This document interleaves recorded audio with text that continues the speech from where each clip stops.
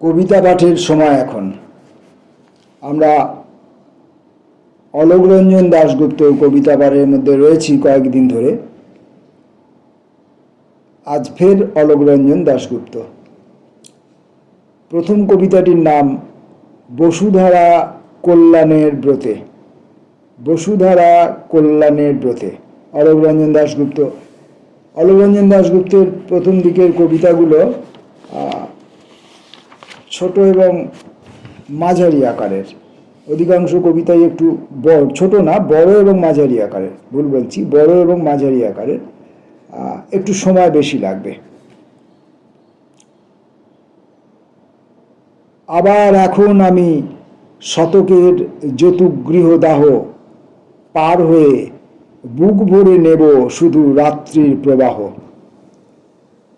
আমার প্রাণের মূল্যে ফের পরিত্রাণ হবে জগতের তামসী তাপসী, ফের ফিরে এসো আমার জগতে। ঘাটে ঘাটে আবার ভাসাও ঘট বসুধারা ব্রতে, আলোতে আলোতে। আহা, এ কেমন ফুল নির্বেদের বিবর্ণ পরাগে, ফুলের ভিতরে নদী জাগে, তটের পঞ্জরে যার সুগন্ধের জোয়ারি সেতার, ভুজঙ্গ প্রয়াত ছন্দে অববাহিকার পূর্ব রাগে। নির্মোহিনী যুগকন্যা, তুমি জেগে ওঠো একবার। শহীদের মতো আজ বিদীর্ণ অথচ সুকুমার, শিশুর উল্লাসে মেতে জেলে দিতে হবে আত্মহোম।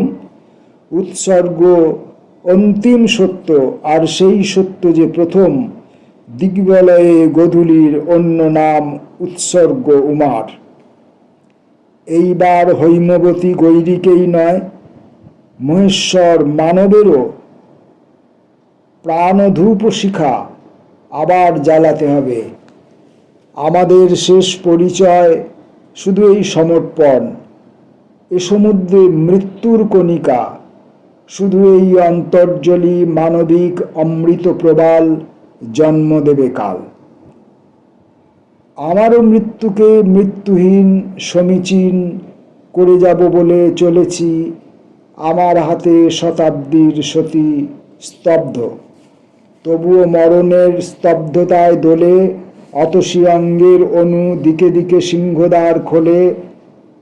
আমারও এখন থেকে আজীবন আয়ুর আরতি।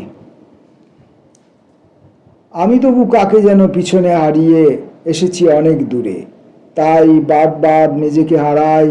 21 বছর আগে জীবনের দেয়ালি সাজিয়ে যে আমায় আবাহন করেছিল, আজ নিশ্চিত বুঝেছি কোনো গহন কুহেলি নিশি ডাকে হারিয়ে ফেলেছি তাকে দুপহর রাত্রির নিদাঘে। তারপর ভোরবেলা আমি এক নিঃস্ব নটরাজ, আরও জানি প্রায়শ্চিত্ত কিছু নেই এর। সুরভি জ্বালাই যদি প্রতিদিন তপভীরাত্মনা, তাকে তবু কখনো পাব না। সে আমায় জন্ম দিয়ে বর্ষে বর্ষে এই জীবনের অমৃতা হয়েছে নিজে। আমি তার সর্ব আরাধনা, সমস্ত সাধনা বুঝি চূর্ণ করে দিতে শ্মশান সতীর্থ নিয়ে গেছি তার পবিত্র বেদিতে।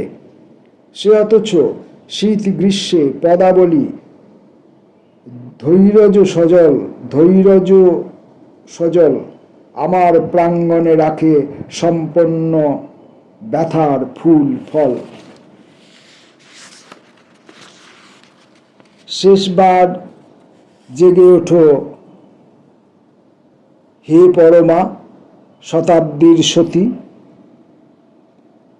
আমাকে আবার করো বসুন্ধরা কল্যাণের ব্রতী। ঘাটে ঘাটে আমাকে তোমার স্বর্ণঘট করে ভাসাবার সুবর্ণ সুযোগ এলো। ব্যর্থ করবে তুমি তাকে?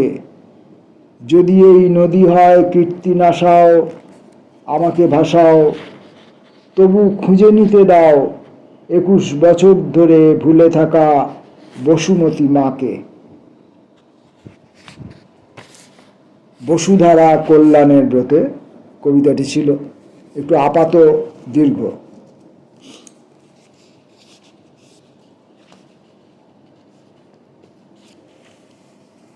পরের কবিতাটি মুক্তধারা। তোমার মনের গভীর অরণ্যে গোপন ব্যথার অঞ্জলি আজ আনম্র অঙ্কুর। এখনো তার ইচ্ছা নামঞ্জুর, জানাও তারে তুই এবারে আলোর শরণ্যে। আমার আলো তোমার ছায়াটিরে রাখবে ঘিরে, পুষ্প যেমন সুদীপ্ত বিশ্বাসে কোরকে তার শান্তি রাখে সযত্ন বিন্যাসে। পাপড়িগুলি হাওয়ায় ভারে যদি বা যায় ছিঁড়ে, অক্ষত সেই শান্তি হাসে সংহত উল্লাসে। আজকে তোমার আজন্মবন্দিরা মুক্তি পাবে, তাদের পথে তীর্থ তোরণ খুলে সূর্য হবে রক্ত জবা তোমার সোনার চুলে। তোমার কান্না আমার হাতে আনন্দ মন্দিরা। মুক্তধারা কবিতাটি পড়লাম। পরের কবিতাটি কল্যাণেশ্বরীর হাট।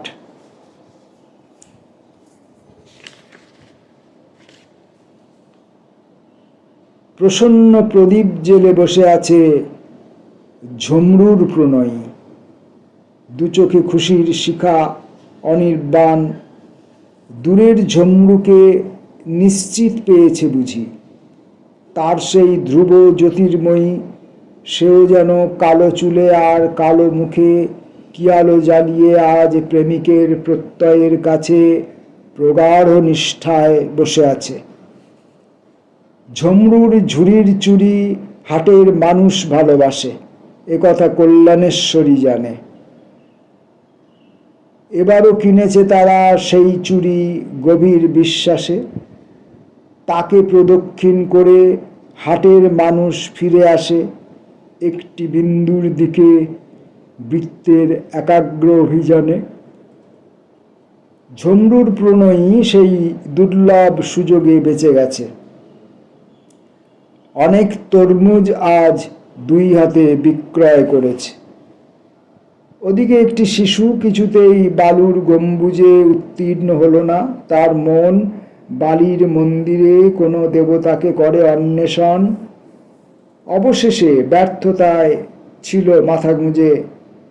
আচম্বিতে এইবার ধুলি থেকে উঠে অবাক ঝমরুর দিকে ঝুমঝুমি বাজিয়ে এলো ছুটে।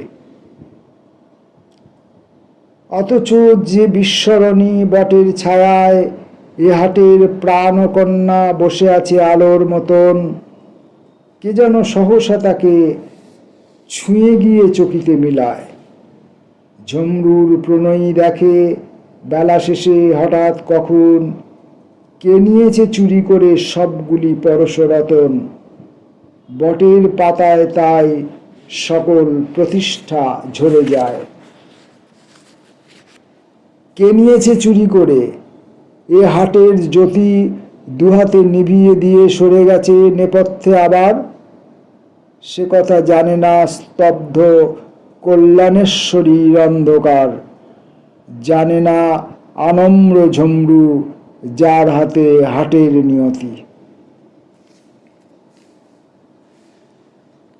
পরের কবিতাটি অনন্ত মুহূর্ত।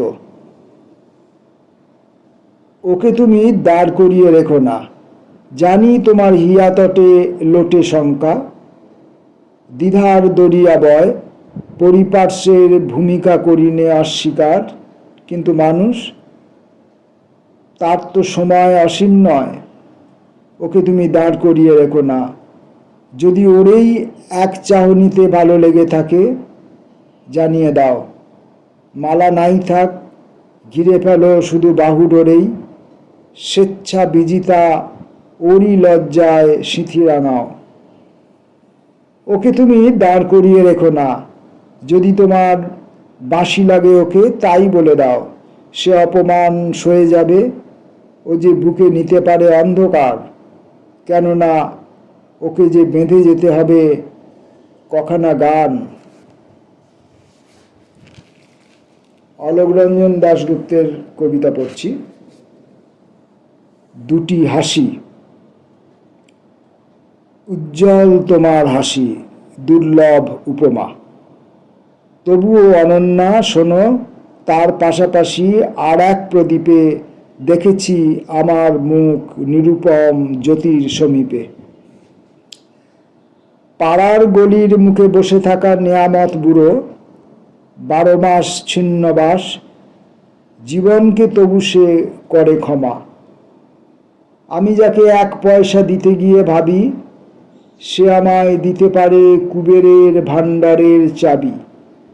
শোকশীর্ণ মুখে তার কি অপার করুণার হাসি, মোমের প্রভায় জলে সারাবেলা পরম নিগূঢ় গোপনীয়তায় অবিনাশী।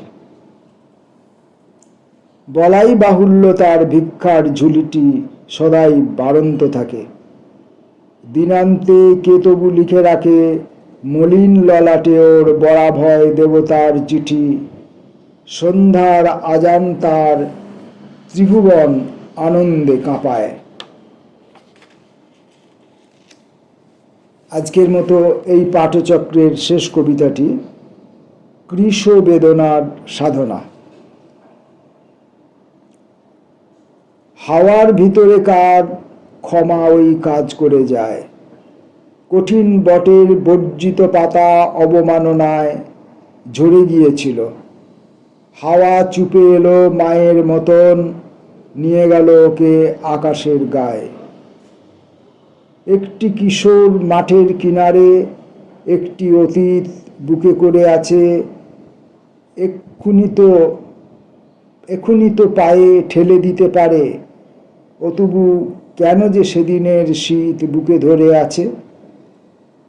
ও কি মনে করে অরূপ রতন গড়বে শীতের কৃশ বেদনার সাধনার বলে?